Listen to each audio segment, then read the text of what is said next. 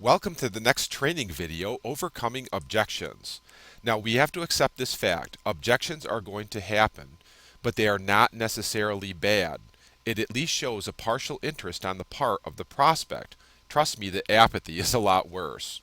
It's important that you and I respond and don't react to these objections because, for the most part, they are not personal. Now, yes, if the person looks at you and says, "This sounds like another one of your harebrained schemes," that might be personal.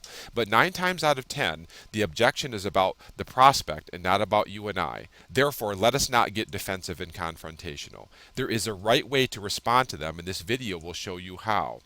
Please remember, people are looking to be led and reassured, not confronted or chastised. Here are some steps. Question and clarify, confirm your understanding, empathize and encourage, speak the facts, and then look for an agreement. Now, the first three are interchangeable in order. If you want to empathize first, for example, that's fine. But numbers 4 and 5 should be done last and in that order. If you begin speaking the facts right away, people might feel that you're being defensive. Here's a common objection, for example. "This sounds like one of those pyramid scams."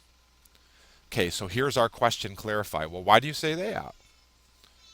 And the prospect might say, "A friend of mine did something like this years ago, invested thousands, and never saw a dime." Ambit sounds like the same thing.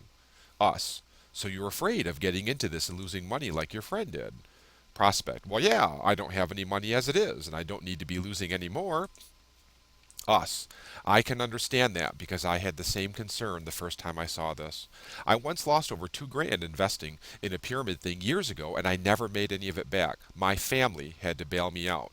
So my first reaction was the same as yours." "Well, really?" Prospect says. "Why are you doing it?" Us, speaking the facts.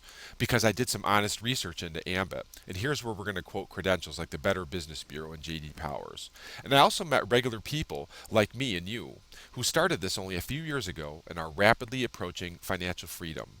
I realized that if they could do it, then so could I." Okay, here's another one. Or here's us seeking the agreement then. "Pyramids are illegal, and I would never be involved with one, nor would I try to get you involved. Ambit is a completely legitimate business, and last year they paid $100 million to their consultants. I would like a piece of that. How about you?" Okay, make sure your empathy is sincere. The examples I used in this one here are things that actually happened to me. Remember, we don't sacrifice integrity for growth, so therefore we will not lie or exaggerate. Here's the next most common objection. People will say, "I don't have the money to get started."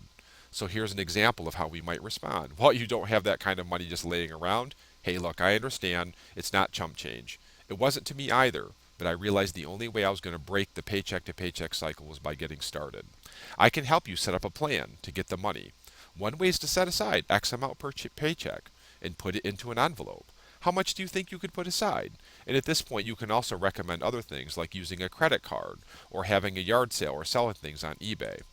Here's the next most common objection. "I need to talk with my spouse first." Here's a response you and I could have. "Hey, that's smart. Making this decision together is better. I showed it to my wife the same day I saw it, and she said I would be good at this. What's your spouse's name?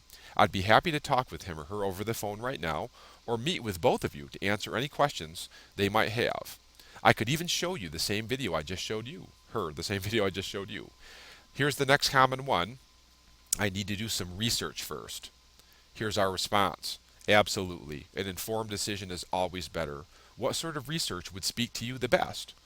"Let me give you these papers." Now at this point, you're going to give them the papers I recommended to you a couple videos back. The Better Business Bureau, J.D. Powers and Associates Review, Inc. Magazine, the Customer and the Consultant papers. This is where you want to put that into their hands and help them do their research for them. And the last one here is I call the bad report. The prospect might say something like this. "I talked with a former Ambit consultant who told me this didn't work and it was just a rip-off." Here's how you and I could respond to that. "Are you afraid that the same thing will happen with you?"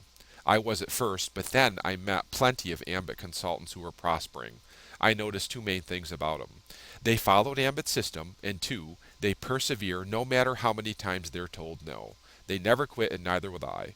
I'm going to be successful with this, and I hope that you will come with me."